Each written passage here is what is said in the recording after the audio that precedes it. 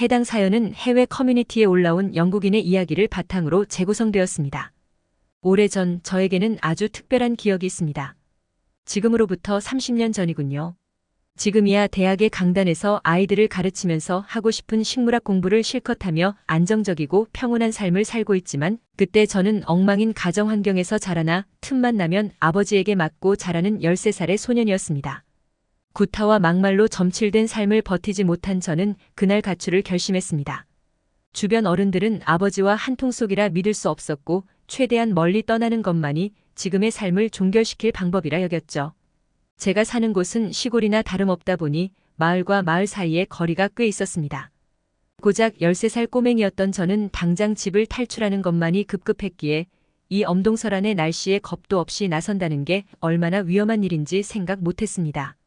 그날 오후에는 눈바람까지 몰아쳤고 전날부터 아무것도 먹지 못했던 저는 덜덜 떨다가 결국 정신을 잃고 쓰러졌습니다. 다시 눈을 떴을 때는 민트색 벽지를 붙은 천장이 보였습니다.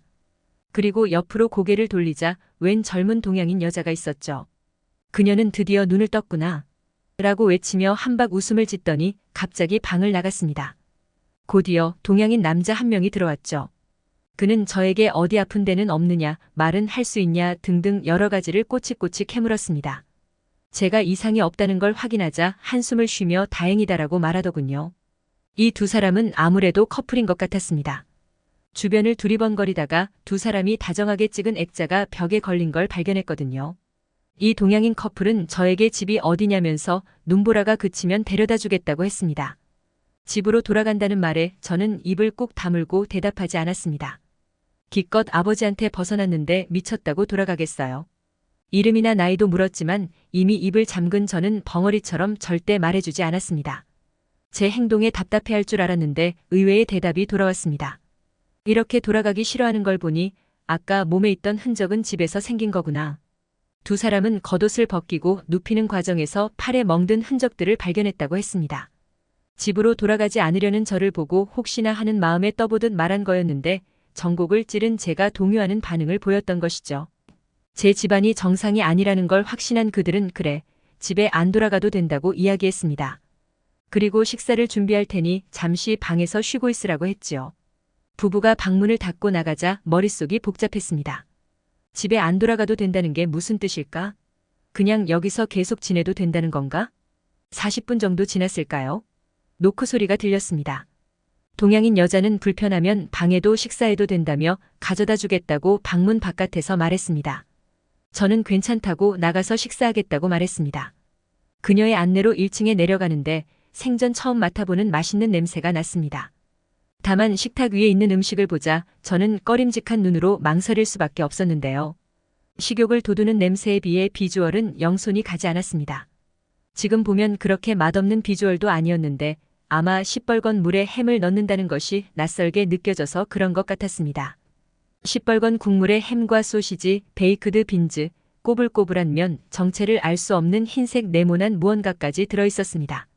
나중에야 한국에 가서 그 흰색 무언가의 정체가 두부라는 걸 알았지만 1990년대에 영국의 가난한 하류층 꼬마가 두부를 알 리 있었겠나요?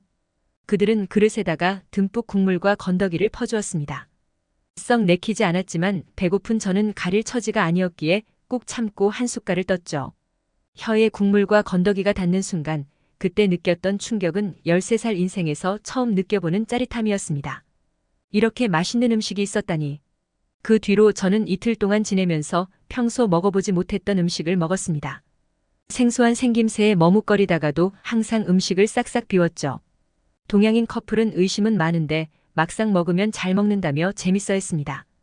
음식들의 이름이 궁금했지만 소심했던 저는 차마 물어볼 생각을 못했습니다. 그저 그들이 묻는 말에나 대답할 뿐이었죠. 지금 생각하면 참 아쉬웠습니다. 이틀 후 경찰관이 찾아왔습니다. 저는 혹시 다시 아버지한테 돌아가는 줄 알고 겁을 먹었지만 경찰과 동양인 커플은 저에게 이제 집으로 돌아갈 일은 없다. 경찰이 저를 보호해 줄 것이다라고 몇 번이고 강조했습니다. 실제로 저는 집으로 돌아가지 않게 되었고 아버지를 보게 된 것은 몇 달 뒤 가정법원의 재판장에서였습니다. 친권을 뺏긴 아버지 대신 양육자가 필요했기에 영국의 위탁가정에 맡겨졌고 그분들은 2년 후 저를 정식으로 입양했습니다. 평범한 중산층 가정에서 자라게 된 저는 예전과 달리 안정적인 삶을 살게 되었습니다. 냉장고를 허겁지겁 뒤지거나 쓰레기 같은 인스턴트 음식으로 연명할 필요도 없게 됐죠. 한데 식사할 때면 동양인 커플이 만들어준 음식들이 그리웠습니다. 고작 이틀 동안 지냈을 뿐인데도 그 맛은 강렬하게 남았어요. 나중에 그 커플에게 감사 인사를 할 겸 그들이 사는 집에 찾아갔으나 그 집엔 다른 사람 살고 있었습니다. 그 음식들의 정체는 그렇게 미궁 속으로 빠져갔죠. 제가 음식의 정체를 알게 된 건 세월이 흘러 교수가 된 후 동료와 함께 한 식당에 갔을 때였습니다. 식당에서 저를 사로잡은 건 바글거리는 사람들도 소박하지만 편안한 인테리어도 아닌 메뉴판이었습니다. 제가 그 당시 먹었던 것과 거의 흡사하게 재현된 음식 사진을 메뉴판에 봤을 때 얼마나 소름이 돋던지요. 그 음식의 이름은 부대찌개였고 식사로 부대찌개를 맛본 저는 드디어 발견했다는 감격에 휩싸였습니다. 그때부터 한국 음식을 뒤지기 시작해 제가 그 당시 이틀 동안 먹었던 음식들을 알아내기 시작했죠. 김치찌개와 불고기, 미역국까지 알아낸 저는 직접 레시피를 찾아 요리를 만들었습니다. 그 동양인 커플이 만들어준 만큼은 아니지만 엇비슷한 맛을 낼 수 있어 그럭저럭 만족했죠. 하지만 여전히 알아내지 못한 음식이 있었습니다. 본 음식에 곁들여 먹는 사이드 디시로 나온 갈색의 정체 모를 식물을 요리한 것과 감자와 비슷한 형태의 야채가 국에 들어갔지만 막상 떠먹어보면 식감은 포슬포슬한 감자와 달리 사각거리는 느낌의 약간 끈적임이 느껴지던 음식. 이 두 가지 요리의 이름을 꼭 알고 싶었던 저는 때 마침 안식년이 다가오고 있다는 걸 깨달았고 학교에 안식년을 신청하고 한국으로 향했습니다. 학교에는 한국 고유의 식물들을 연구하기 위해 안식년을 갖는다고 말해두었는데 거짓말은 아니었습니다. 한국에는 아름다운 토종 식물들이 많았거든요. 겸사겸사 가는 것일 뿐 연구 생각도 있었기 때문에 우산 제비꽃, 금강 초록꽃, 미선나무 등 처음 보는 한국 토종 식물들을 본다고 생각하니 설렜습니다. 장기간 있을 생각이라 인터넷에서 홈 익스체인지를 통해 집을 구했습니다. 홈 익스체인지는 저의 제자가 알려준 방법인데 다른 나라에 살고 싶은 사람들끼리 집을 바꿔서 생활해보는 것이었습니다. 요즘 젊은이들은 참 다양하고 기발한 방법을 생각해내는구나 싶더군요. 비행기를 타고 한국에 도착한 저는 제가 앞으로 지내게 될 집에 짐을 풀고 예약해둔 한정식 식당으로 향했습니다. 한국은 이런 한정식들을 2인부터 받는 경우가 많아 1인 예약도 되면서 평도 좋은 식당을 찾느라 꽤 고생했죠. 한정식을 간 이유는 다양한 반찬이 나온다는 점이었습니다. 한국에서는 사이드 디시를 반찬이라고 했는데 어릴 적 먹었던 그 정체를 알 수 없는 갈색 반찬이 무엇인지 알 수 있지 않을까 하는 기대 때문이었습니다. 정말 운 좋게도 저는 그 한정식집에서 제가 그토록 궁금해했던 갈색의 나물이 남긴 반찬과 재회할 수 있었습니다. 그뿐일까요? 전혀 예상치 못한 수확도 있었는데 감자와 비슷하지만 식감이 사각거렸던 야채의 정체도 알게 되었죠. 국의 색깔이 조금 달라 처음엔 눈치채지 못했는데 입안에 넣고 씹는 순간 바로 알 수 있었습니다. 아, 그때 그 음식이구나. 하고 말이죠. 음식들의 이름을 알고 싶었던 저는 식당 직원을 불러 이것들을 무엇이라 부르냐고 물어보았습니다. 그러자 갈색 나물은 고사리, 국은 토랑국이라고 알려주더군요. 처음엔 드디어 이름을 알았다는 생각에 기뻤습니다. 이 음식을 만드는 데 쓰인 채소들의 학명도 알고 싶었기에 휴대폰으로 이 재료들의 한국어 이름을 적어줄 수 있겠냐고 정중하게 부탁했습니다. 직원은 영어에 능숙한 편인지 제 말을 어렵지 않게 알아듣더군요. 직원이 적어준 한국어 이름을 구글에 검색하자 바로 학명이 나왔습니다. 하지만 그때부터 저의 표정은 얼어갔죠. 이걸 음식으로 만들었다고? 이 음식점은 제정신인가? 검색 결과를 본 순간 저는 이미 이 식물들을 알고 있었다는 걸 깨달았습니다. 다만 차마 이걸 식재료로 쓸 거라고는 생각하지 못했던 거죠. 고사리와 토라는 서양에서는 독성 때문에 식용으로는 잘 쓰지 않는 식물입니다. 고사리는 티아민 분해 효소 같은 유해 성분을 함유하고 있는데 이 성분은 적혈구를 파괴하고 각기병 등 질병을 일으키기도 합니다.